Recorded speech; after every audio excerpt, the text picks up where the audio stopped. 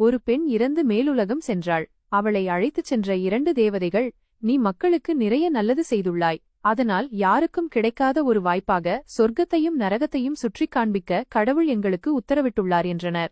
முதலில் நரகத்திற்குச் சென்றனர். அங்கே ஒரு பெரிய டைனிங் டேபிளில் விதவிதமான உணவுகள் இருந்தும் மக்கள் பசி பசி என்று ஓலமிட்டுக் கொண்டிருந்தனர். இவ்வளவு உணவு இருந்தும் ஏன் இவர்கள் பசியால் அழுகிறார்கள் என்று அந்தப் பெண் கேட்டாள். இங்குள்ள விதியின்படி இந்த 5 அடி நீளமுள்ள ஸ்பூன்களால் மட்டுமே சாப்பிட வேண்டும் என்றன தேவதைகள். அவ்வளவு பெரிய ஸ்பூனால் எப்படி சாப்பிட முடியும் என அந்த பெண் அதிர்ச்சியடைந்தாள்.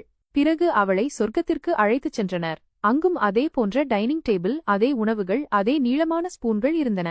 ஆனால் இங்குள்ள மக்கள் பசியால் அலறாமல் மகிழ்ச்சியாக இருந்தனர். இங்கே மட்டும் எப்படி என்று பெண் கேட்டாள். அதற்கு தேவதைகள், இங்குள்ளவர்கள் அந்த பெரிய ஸ்பூனால் ஒருவருக்கொருவர் ஊட்டிக்கொள்கிறார்கள். அதனால் அனைவரும் சந்தோஷமாக இருக்கிறார்கள். அடுத்தவருக்கு கொடுத்தால் அது நமக்கும் வந்து சேரும் என்பது தெரியாததால் அது நரகமாகவும், தெரிந்ததால் இது சொர்க்கமாகவும்